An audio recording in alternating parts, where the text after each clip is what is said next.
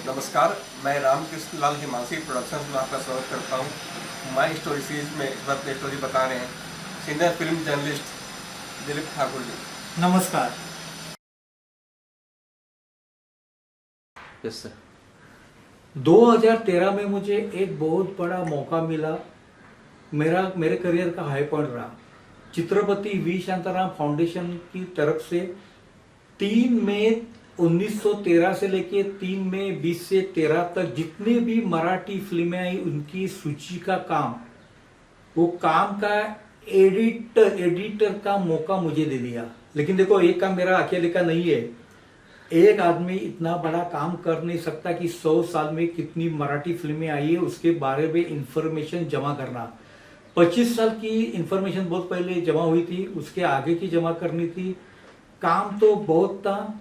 मेरा नाम इसके लिए सुधीर नांदगावकर जी ने दिया। फिर विनय नेवाल जी का बहुत हेल्प रहा, संजीत नार्वेकर का हेल्प रहा, वसन इंगळे हमारे एडिटर टीम में थे, और भी कुछ लोग थे। काम बड़ा था, लेकिन वो काम बड़े काम का मुझे जो जिसे बोलते हैं ना मानसिक आनंद, वो मुझे बहुत मिला। दूसरी एक बात है कि मैं नवशक्ति न्यूज़पेपर में 27 साल सर्विस किया। 27 साल सर्विस करने के बाद मैंने नवशक्ति छोड़ दी।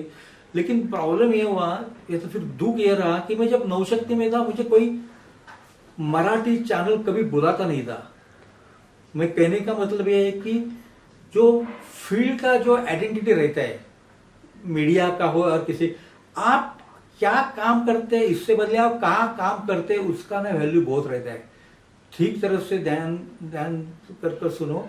आप क्या है इसका कोई मतलब नहीं, आप कहाँ काम करते हैं इसका मतलब रहता है। तो मुझे कभी बुलाते नहीं थे और मुझे ये होता था कि यार मुझे क्यों नहीं बुला रहे। तो 2003 में सह्याद्री वाहिनी में रविराज गंदे जी ने मुझे रिव्यू का पहला मौका दे दिया। लेकिन फिर भी मुझे वो ओपनिंग नहीं मिल रही थी। टीवी के अंदर, चैनल के, मीडिया के अंदर वो ओपनिंग नहीं मिल रही थी। सच कहूं तो मेरे पास ऐसी इंफॉर्मेशन है, सब लोग जानते हैं, जो किसी किताब में नहीं है, किसी गूगल में भी नहीं है, क्योंकि मेरे पर्सनल एक्सपीरियंस है, पर्सनल इंफॉर्मेशन है, रेयर एक्सपीरियंस है, इंफॉर्मेशन है। फिर मुझे 2009 से आहिस्ता आहिस्ता मौका मिल गया। लेकिन 18 जुलाई 2012 जिस दिन राजेश खन्ना का देहांत हुआ, उस दिन मुझे मराठी के सभी चैनल ने लाइव कवरेज के लिए बुलाया। और तब मैंने ऐसी बातें बताई। राजेश खन्ना को मैं खुद मिल चुका हूं, क्योंकि उस जमाने में स्टार मिलते थे, घर पे बुलाते थे, घर पे जाके इंटरव्यू करते, उनके ऑफिस में जाके इंटरव्यू करते थे, और वक्त की कोई पाबंदी नहीं रहती थी। उनके फिल्म के मुहूर्त मैंने अटेंड किए। जय शिव शंकर पिक्चर की, तो राजेश खन्ना उसके निर्माते थे, उस फिल्म का मुहूर्त आज भी मुझे याद है, चित्रनगरी के मंदिर में हुआ था। और डिम्पल जी आई थी, क्योंकि राजेश खन्ना, डिम्पल ने वो पहली बार एक साथ काम किया फिल्म में। जितेंद्र, पूनम ढिल्लोन, चंकी पांडे, संगीता बिदलानी और भी स्टारकास्ट थी। लेकिन मेरे पास लाइव एक्सपीरियंस थे। इतना ही नहीं कि ये सब देखता था। राजेश खन्ना की काफी फिल्में देख के मैं बड़ा हुआ, क्योंकि मैं तो गिरगांव में रहता। और राजेश खन्ना भी एक जमाने में गिरगांव के ठाकुरदार नाके के कॉर्नर के बिल्डिंग में रहते थे। तो कहने का मतलब कि तो मेरे पास बहुत इंफॉर्मेशन थी, और वो इंफॉर्मेशन उस दिन मैंने काफी सभी चैनल्स को दे दी। तो चैनल मीडिया को पता चला कि इनके पास काफी इंफॉर्मेशन है, नॉलेज है, स्टडी भी है। और फिर एक बनता गया।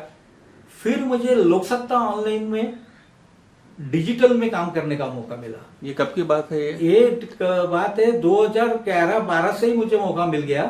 नहीं सॉरी, 2011 से मैं लोकसत्ता में लिखना शुरू कर दिया। राजेश खन्ना के ऊपर मेरा लोकसत्ता में भी आर्टिकल आ गया।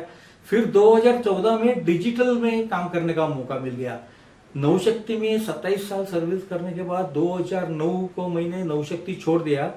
फिर 1.5-2 साल, आपको यकीन नहीं होगा, विश्वास नहीं होगा, जिस आदमी ने 90s में एक ही वक्त 8, 9, 10 जगह एक ही वक्त अलग अलग नाम से आर्टिकल लिखे, उस आदमी का, यानी मुझे 1.5 साल बिल्कुल काम नहीं था।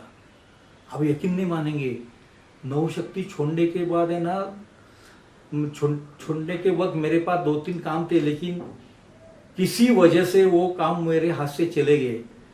वो मीडिया के अंदर का पॉलिटिक्स समझो, जेलसी समझो, या किसी को लगा कि अरे हमारे ऊपर ये डिपेंड है, ये समझो, लेकिन मेरे हाथ से काम नहीं था। 1.5 साल तो मैं एकदम शांत बैठा था। किसी को मैंने बोला नहीं कि मेरे पास काम नहीं है। मैं यहाँ वहाँ जाता रहता था, जो भी बुलाता था जाता रहता था। फिर लोकसत्ता के लिए मुझे फ्रीलांसिंग का मौका मिला और ये फिर से एक नई इनिंग शुरू हुई। फिर डिजिटल में आ गया और अभी मैं प्रिंट, चैनल, डिजिटल तीनों में काम कर रहा हूँ। और जो मैंने 80s में, 90s में और उसके बाद जितना भी फील्ड वर्क किया, जितने भी स्टूडियोज में गया, जितनी भी सिंगल स्क्रीन थिएटर में मैंने फिल्में देखी, वो सब इंफॉर्मेशन का, अनुभव का मैं अभी सब इस्तेमाल करता हूँ। सिंगल स्क्रीन थिएटर की अगर बात करेंगे तो मैं जहाँ रहता था वहाँ देखो मैं वजह रहता, मेरे गली के सामने मैजेस्टिक सिनेमा था। वो 1972 में गिरा दिया गया, मैं तो स्कूल में था। लेकिन फिर आगे जाएंगे तो central cinema, Roxy cinema, opera house, Imperial, Swastik, Naaz, Dreamland. उस तरफ जाएंगे तो मेट्रो, कैपिटल, एडवर्ड, अरे बाप रे बाप, स्टर्लिंग से लेके मरड़ा मंदिर, गंगा जमुना, डायना थिएटर तक, इतने थिएटर से अभी उसमें से एकाध दूसरा बचा है। मरड़ा मंदिर बचा है, सुपर बचा है, स्टर्लिंग चल रहा है, रिगल चल रहा है, लेकिन बाकी थिएटर की हालत, एक एक थिएटर बंद होता जा रहा है। लेकिन उसके बाद उसकी यादें मेरे पास है। 70s में मैं मैटिनी शो 1 रुपया 5 पैसे में देखता था और वही स्टॉल का टिकट डेली 3 शो में 1 रुपया 65 पैसे में था। लोक प्रभा में 70s में बेस्ट लेटर के लिए 25 रुपया इनाम मिलता था।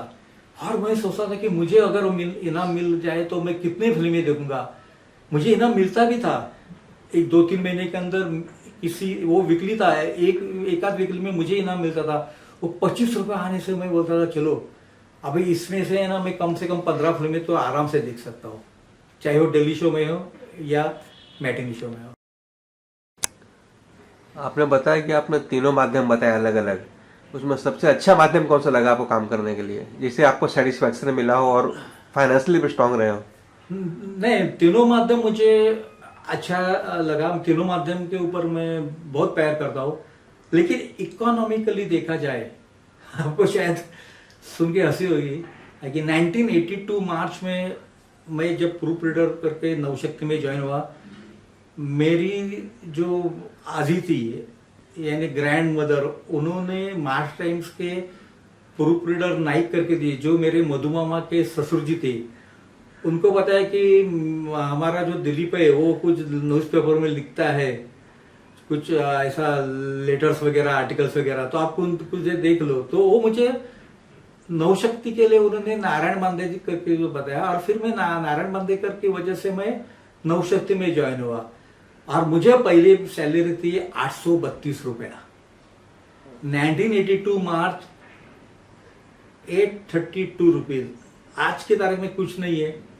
लेकिन मैं देखो क्या होता है कि न्यूज़पेपर में ना, जो न्यूज़पेपर का कैटेगरी रहता है, ग्रेड रहती है, उस ग्रेड के हिसाब से आपको सैलरी मिलती है। मैंने लिखा बहुत, लेकिन मराठी में ना लिखने का वो पैसा नहीं मिलता। जिसे बोलते हैं ना, मराठी में बोलते हैं कि लक्ष्मी आणि सरस्वती एका ठिकाणी नांदत नाही। करेक्ट। प्रतिभा आपको कितनी भी हो, लेकिन उसका ना इकोनॉमी नहीं है। और मराठी में तो मुझे तो नहीं मिला। मुझे कुछ ऐसे अच्छे जर्नलिस्ट मालूम है, उन्होंने अपने अच्छी वैल्यू बढ़ाई, कीमत प्राप्त की। मैं वो कर नहीं पाया। क्यों कर नहीं पाया, उसकी वजह कुछ अलग होगी। क्योंकि मैं चाहता था कि मुझे मौका मिले। जैसे मैंने आपको बताया कि मुझे टीवी के अंदर काफी लेट मौका मिला। और आज मैं देखो, अभी रमेश देव जी का देहांत हुआ, लता जी का देहांत हुआ, लगभग सभी चैनल से मैंने बात की। कुछ चैनल के लिए मैं लाइव था, कुछ चैनल के लिए मैं झूम से था। ये मैं अभी भी बोलता हूँ कि मेरा बैकलॉग भर रहा हूं मैं, क्योंकि मेरे पास इतना इंफॉर्मेशन है कि वो इसका खत्म नहीं होने वाला है। मैं बैकलॉग भर रहा हूँ, ऐसा बोल रहा हूँ, क्योंकि मुझे साइड में रखा गया था। मीडिया के कुछ लोगों ने भी साइड में रखा था। लोग बोलते थे अरे ये तो कमर्शियल फिल्म का जर्नलिस्ट है, मनमोहन देसाई की फिल्म को पसंद करता है, इसको क्या फिल्म का आता है, हम तो इंटरनेशनल फिल्में देखते हैं, हम त्रुफा कुरोसावा देखते हैं। ठीक है आप देखो, त्रुफा कुरोसावा मजेदी मंदिर सब ग्रेट है, लेकिन वो मैं जिस समाज में मैं रहता हूँ, जिस समाज में मैं बड़ा हुआ, जो समाज मेरे आसपास है, जो मेरे रिक्शा वाला, दूध वाला, पेपर वाला, भेल वाला जो फिल्में देखता है, वो फिल्में मैं देखता हूँ, क्योंकि मैं उनके लिए काम करता हूँ, उनके साथ फिल्म देखता हूँ। मैंने स्टॉल में फिल्म देख के मैं बड़ा हुआ, फिर मीडिया में आया तो मीडिया में भी मैं एज ए ऑडियंस रहना ज्यादा पसंद किया। दूसरी बात है कि मैं गिरगांव में रहता था, उसका मुझे इतना फायदा हुआ, एक तो फिल्म के जो इनविटेशन थे, वो इनविटेशन देने वाली बॉम्बे पब्लिसिटी सर्विस का ऑफिस मेरे घर से 5 मिनट के अंतर में था। वसंत साठे साहब, एडी वालावरकर, एम.बी. सामंत, अरविंद सामंत, इनके साथ तो अच्छी पहचान थी। फिर महादेव थोरात, सुरती, बाबू, जो लोग इनवाइट लेके आते थे ऑफिस में, इनके साथ अच्छा रैप होता। और अभी अरविंद सामंत के जमाई रविंद्र तेंदुलकर जिसके साथ भी मेरी अच्छी पहचान है, मुझे अच्छी तरह से जानते हैं, वो मुझे अच्छी तरह से जानते हैं। मुझे इसकी ज्यादा खुशी है कि उनको मालूम है कि मैंने क्या काम किया। दूसरा फायदा मुझे गिरगांव में रहने का ये हुआ कि नास का जो डिस्ट्रीब्यूटर्स के ऑफिस का जो ऑफिस जो है वो नास बिल्डिंग में है। अभी थोड़ी बहुत है, अभी तो लगभग तो नास का तो थिएटर भी बंद हो गया, बहुत से थिएटर डिस्ट्रीब्यूटर्स भी आउट हो गए, लेकिन वो डिस्ट्रीब्यूटर के ऑफिस में, कुछ ऑफिस में मेरी अच्छी जान पहचान हो गई। अगर मैं कैंटीन में बैठता नाच के, तब भी मुझे वहां कोई ना कोई पहचान वाला मिल जाता था और मुझे बता देता था कि ये कैसा चलता है, ये बिजनेस कैसा चलता है।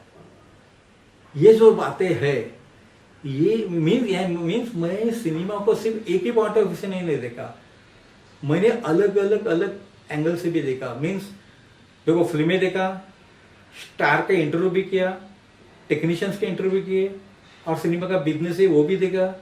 एग्जीबिटर सेक्शन के भी बारे में मुझे मालूम है, डिस्ट्रीब्यूशन सेक्शन के भी बारे में मालूम है, पुरानी फिल्मों का भी मुझे मालूम है, नई फिल्मों का भी मुझे मालूम है।